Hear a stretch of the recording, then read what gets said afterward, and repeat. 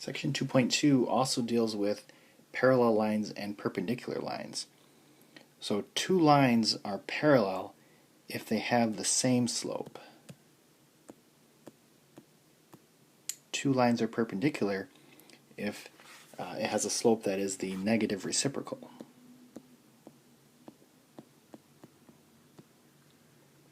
So let's say you had a slope of 3 over 5. The parallel slope would also be 3 over 5. The perpendicular slope would be negative 5 over 3. So you change the sign and you flip the fraction. So number 5 says find an equation of the line that satisfies the given conditions, and they want the answer to be in slope-intercept form. So we have a point,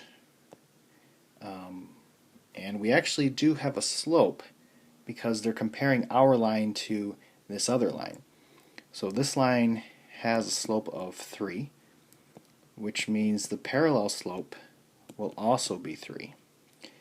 Now that we have that information, we actually do not care about that line anymore because that's just another line that we're comparing ourselves to.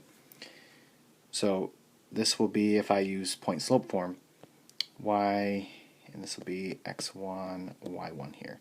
So y minus 2 is equal to 3 and x minus 1. So I'm putting in this information, and then I can simplify this to slope-intercept form.